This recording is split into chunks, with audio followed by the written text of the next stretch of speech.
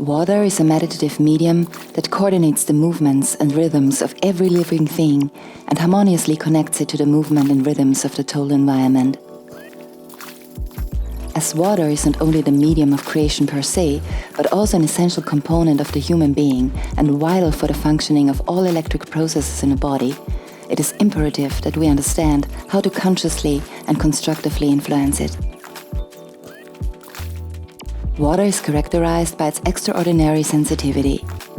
Offering itself totally to its surroundings, water sacrifices itself almost to the point of losing its identity. Water cannot resist the actions put upon it because it's essentially open for this purpose and function.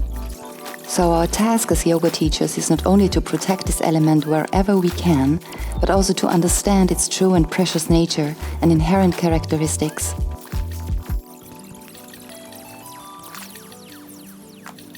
Through the employment of enlightened or transcendental consciousness, we learn how to deliberately guide and harness its flow, so that the flow's influence on regenerative biological processes is optimized. We then can use this knowledge as a blueprint for harmoniously guiding and harnessing the flow of asanas in various directions in a yoga class in order to maximize the healing potential of the designed sadhana. We have to be highly responsible for the influence we create in class. The whole study of flow forms are the matrices that influence the flow of water in harmony with natural laws of movement, had the purpose of encouraging the element to move through a spectrum of rhythms that would enhance the river's natural regenerative action and to send the flow over a rich palette of surface qualities, both aiming at elevating the water's informative quality towards an increased ability to support life and thereby nurture nature's wisdom-filled informative processes.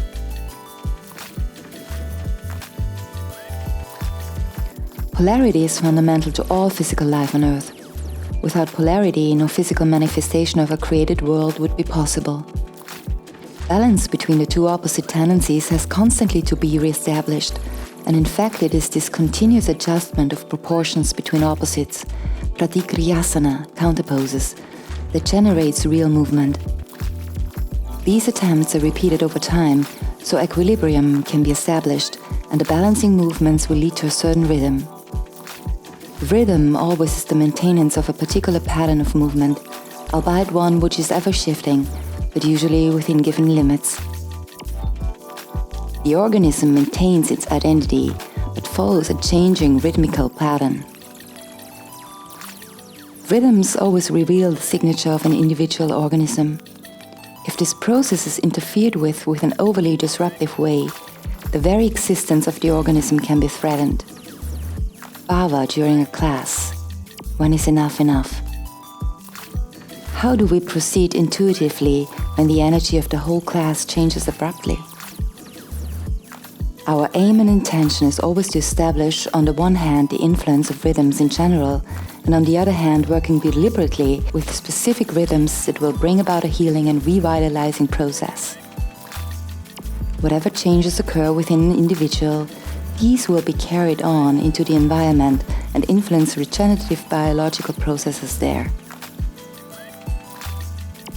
The following section of flow forms is of high importance when it comes to the changes within consciousness. If the flow is too fast, turbulence will set in right away, leading directly to formlessness. Hence, no sensitive interplay will take place. Withdrawal from physical reality without conscious digestion of literally what we want to figure out. When the full sequence is allowed to evoke at an appropriate tempo, the rhythmic condition is followed by a gradual cessation of movement with a disintegration of form through gentle turbulence to amorphousness. Conclusion: the right pace of a class, according to individual abilities, is essential for transformation. Appendix 1 of Flow Forms deals with these conditions for metamorphosis, processes of change that are physically discontinuous. We read there, in other words, the three-dimensional form must withdraw from space into the plane in which changes then take place, after which new three-dimensional forms can arise. We can holographically implement this into class with Shavasana by using the according psychosomatic language to initiate the process of quantum healing.